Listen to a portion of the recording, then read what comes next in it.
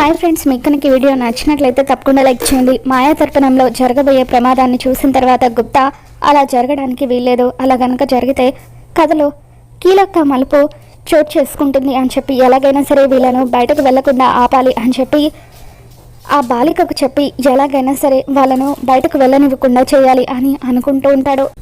అలా గుప్తా ఆలోచిస్తుండగా ఇంతలో ఆరు అక్కడికి వస్తుంది. మాయాదర్పణం అని చెప్పి దాన్ని ముట్టుకోబోతూ ఉంటే బాలిక అంటూ గుప్తా గట్టిగా అరుస్తాడు.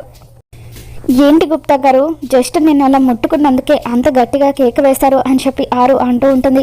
ఇక దాంతో గుప్తా, మరేం లేదు బాలిక, నువ్వు ఎక్కడ ఆ మాయాదర్పణాన్ని దొంగిలిస్తావేమోనని కంగారు పడుతూ అలా అరిచాను అని చెప్పి అంటూ ఉంటే అప్పుడు ఆరు, చూడండి గుప్తా గారు, ఈ మాయాదర్పణంలో మా కుటుంబానికి జరగబోయే గండం గురించి మీరు కనుక చూసి కూడా నాతో చెప్పకపోతే మీ సంగతి చెబుతాను అని ఆరు అంటూ ఉంటుంది.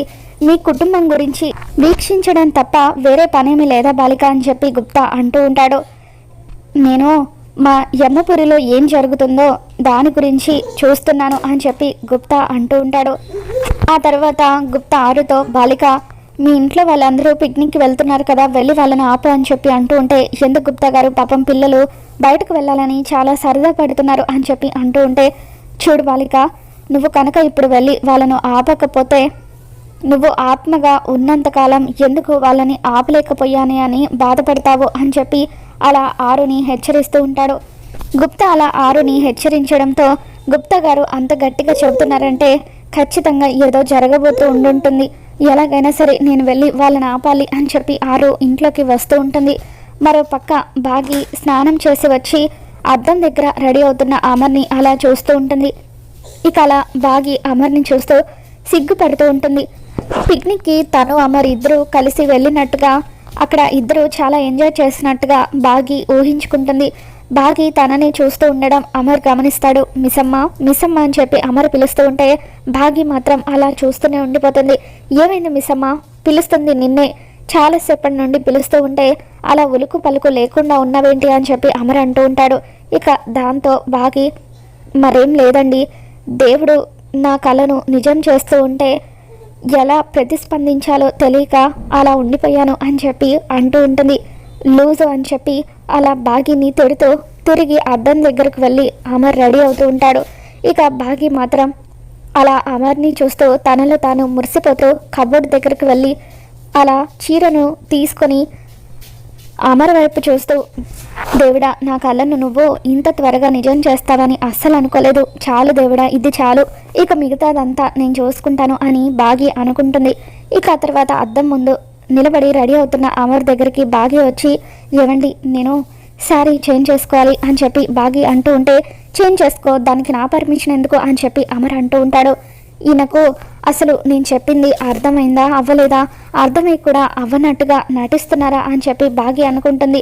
ఏమండి, మిమ్మల్ని నేను శారీ చేంజ్ చేసుకోవాలి అని చెప్పి బాగి అంటూ ఉంటే ఇక అప్పుడు అమర్ అర్థం చేసుకుని సారీ అని చెప్పి అక్కడి నుండి వెళ్ళిపోతాడు. ఇక అమర్ వెళ్ళిపోయిన తర్వాత బాగి డోర్ క్లోజ్ చేసుకుని శారీ చేంజ్ చేసుకోబోతూ ఉంటే అప్పుడే అక్కడికి ఆరు వస్తుంది.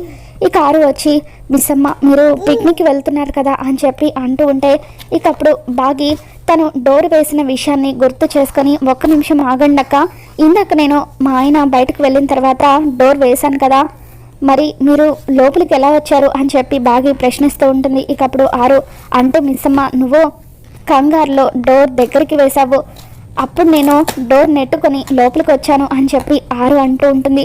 లేదక్క, నాకు బాగా గుర్తుంది, నేను గడి కూడా పెట్టాను అని బాగి అంటూ ఉంటే ఇక అప్పుడు ఆరు బాగిని కావాలని కన్ఫ్యూజ్ చేస్తూ, లేదు మిస్సమ్మ, నువ్వు కేవలం డోర్ దగ్గరికి మాత్రమే వేశావు, గడి పెట్టలేదు, నేను డోర్ నెట్టుకొని వచ్చాను అని చెప్పి అంటూ ఉంటుంది. ఇక దాంతో బాగి సిగ్గుపడుతూ, ఏంటో అక్క, ఈ మధ్య ఆయన ధ్యాసలో పడి ఆయన చేసే పనులకు నేనేం చేస్తున్నానో నాకే తెలియడం లేదు అని చెప్పి బాగి సిగ్గుపడుతూ ఉంటే ఇక అప్పుడు ఆరు, ఏం జరిగింది మీ ఇద్దరి మధ్య అని చెప్పి కంగారు పడుతూ అడుగుతూ ఉంటుంది. ఏంటక్క, ఎంత అక్క అయితే మాత్రం భార్య భర్తల మధ్య జరిగిన విషయాలు ఎలా చెబుతారక్క అని బాగి సిగ్గుపడుతూ ఉంటుంది. ఇక దాంతో ఆరు, ఛీ, నా బతుకు కాదు కాదు నా చావు, ఇటువంటి పరిస్థితి ఏ ఆడపిల్లకు రాకూడదు, నా భర్త గురించి మిస్ అమ్మ నాకే చెబుతుంది అని అలా ఆరు అనుకుంటుంది. ఇందుకు మీరు పిక్నిక్ గురించి ఏదో చెబుతున్నారు కదక్క అని చెప్పి బాగి అంటూ ఉంటే, మరేం లేదు మిస్ అమ్మ, ఈరోజు మీరంతా పిక్నిక్ వెళ్తున్నారు కదా, ఎందుకు అలా పిక్నిక్ వెళ్ళడం, హ్యాపీగా ఇంట్లోనే ఉండి రిలాక్స్ అవ్వచ్చు కదా అని చెప్పి అంటూ ఉంటే, రిలాక్స్ అవ్వడం కోసమే అక్క మేము పిక్నిక్కి వెళ్ళేది అని చెప్పి బాగి నవ్వుతూ ఉంటుంది. అది కాదు మిస్ అమ్మ, బయట బాగా ఎండగా ఉంది కదా అని చెప్పి అంటూ ఉంటే, అంత ఎండగా ఏం లేదు కదక్క అని చెప్పి బాగి అంటుంది. అది కాదు మిస్ అమ్మ, మధ్యాహ్నం వర్షం వచ్చే అవకాశం ఉందట, మళ్ళీ అనవసరంగా మీరు ఇబ్బంది పడతారు అని ఆరు అంటూ ఉంటుంది. బయట అసలు వర్షం పడే సూచనలే లేవు కదక్క, మీరెందుకు అలా అంటున్నారు అని చెప్పి బాగి, సారీ అక్క పిక్నిక్కి టైం అవుతుంది, పిల్లలంతా కూడా చాలా ఎగ్జైటింగ్గా ఉన్నారు, నేను మీతో తర్వాత మాట్లాడతాను, ప్లీజ్ అక్క ఏమనుకోకండి అని చెప్పి అలా ఆరుని బాగి బయటకు పంపించేసి శారీ చేంజ్ చేసుకుంటూ ఉంటుంది. ఇక ఆరు, అయ్యో నేను ఎంత చెప్పినా మిస్ అమ్మకు అర్థం కావట్లేదు, ఇప్పుడు ఎలా అని చెప్పి అలా కంగారుగా గార్డెన్లోకి వస్తుంది. ఏంటి బాలిక వాళ్ళను వెళ్ళనివ్వకుండా ఆపావా అని చెప్పి గుప్తా అడుగుతూ ఉంటాడు. లేదు గుప్తా గారు, నేను ఎంత చెప్పినా కూడా మిస్ అమ్మ నా మాట వినట్లేదు అని చెప్పి బాగి అంటూ ఉంటే, నీ సోదరికి నువ్వు చెప్పిన మాటే వేదమని అంటూ ఉంటావు కదా, మరి ఈ విషయంలో ఎందుకు నీ మాట వినడం లేదు అని చెప్పి గుప్తా అరుస్తూ ఉంటాడు. ఇప్పుడు వాళ్ళను వెళ్లకుండా ఎలా ఆపాలి, ఆ మనోహరి బాలిక ఖచ్చితంగా వాళ్ళను వెళ్ళనివ్వకుండా చేయడానికి ఏదో ఒక ప్లాన్ వేసే ఉంటుంది కదా, అదేంటో చూద్దామని చెప్పి గుప్తా కిటికీ దగ్గరికి వస్తాడు. వచ్చి అలా ఇంట్లోకి చూస్తూ ఉంటాడు. మరో పక్క ఆరు, ఆ మనోహరి ఖచ్చితంగా నా కుటుంబానికి ఏదో హాని తలపెట్టాలని అనుకుంటుందేమో, అందుకే గుప్తా గారు ఇంతలా చెబుతున్నారేమో అని చెప్పి ఆరు అనుకుంటూ ఉంటుంది. మరో పక్క బాగి పిక్నిక్ వెళ్ళడం కోసం అని చెప్పి బాక్స్లో అన్నీ కూడా సర్దుతూ ఉంటుంది. అంతా సిద్ధంగా ఉందా మిస్ అమ్మ అని చెప్పి అమర్ అడుగుతాడు. అన్నీ రెడీగా ఉన్నాయండి అని చెప్పి బాగి అంటూ ఉంటుంది. ఇక ఇంతలో అమర్ వాళ్ళ అమ్మ నాన్న ఇద్దరు కూడా అలా మోడర్న్గా రెడీ అయ్యి అక్కడికి వస్తారు. ఇక వాళ్ళిద్దరిని చూడగానే రాతుడు గుండె పట్టుకుంటాడు. సార్ ఏంటి సార్ ఈ వేషం అని చెప్పి అంటూ ఉంటే, పిక్నిక్కి వెళ్తున్నాం కదా అందుకే ఇలా రెడీ అయ్యామని చెప్పి అమర్ వాళ్ళ నాన్నగారు అంటూ ఉంటారు. ఇక అప్పుడు నిర్మలమ్మ, ఈయన రెడీ అయింది కాక నన్ను కూడా రెడీ అయ్యే వరకు ఊరుకోలేదు, అందుకే డ్రెస్ వేసుకోవాల్సి వచ్చింది అని చెప్పి అంటూ ఉంటుంది. మీరిద్దరూ ఈ డ్రెస్లో ఎంత చూడముచ్చటగా ఉన్నారో, నాది ఇష్ట తగిలేలాగా ఉంది అని చెప్పి బాగి మీరు సూపర్గా ఉన్నారు అని చెప్పి వాళ్ళను మెచ్చుకుంటూ ఉంటుంది.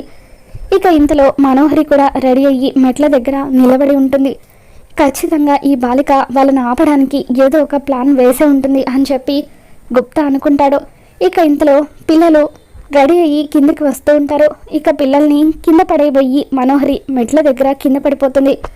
చూసారా గుప్తా గారు, దేవుడున్నాడు, అందుకే మనోహరి నా పిల్లల్ని ఏదో చేయాలనుకుంటే తనే కింద పడేలాగా చేశాడు అని చెప్పి ఆరు అంటూ ఉంటుంది. ఇక మనోహరి కింద పడడంతో దెబ్బ తగిలిందా మనోహరి అని చెప్పి అమర్ అంటూ ఉంటాడు. అవును అమర్, బాగా నొప్పిగా ఉంది అని చెప్పి మనోహరి అలా నొప్పిగా ఉన్నట్టుగా నటిస్తూ ఉంటుంది. సరే అలా అయితే నేను మనోహరిని హాస్పిటల్కి తీసుకొని వెళ్తాను, ఈరోజు పిక్నిక్కి వద్దులేండి అని చెప్పి అమర్ అంటూ ఉంటే పిల్లలంతా కూడా అలా బాధగా చూస్తూ ఉంటారు. అయితే ఒక పని చేద్దాం, నేను మనోహరిని తీసుకుని హాస్పిటల్కి వెళ్తాను, మీరంతా పిక్నిక్కి వెళ్ళండి అని చెప్పి అమర్ అంటూ ఉంటాడు. దాంతో బాగి, లేదు మీరు వస్తేనే మేము పిక్నిక్కి వెళ్తాం అని చెప్పి అంటూ ఉంటుంది. తర్వాత రాతుడి వైపు చూస్తూ రాతుడికి బాగి సైగ చేస్తూ ఉంటుంది.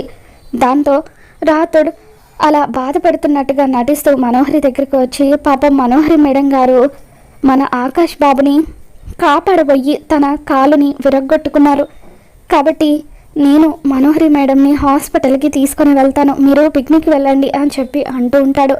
ఇక దాంతో మనోహరి ఒక్కసారిగా షాక్ అవుతూ ఉంటుంది.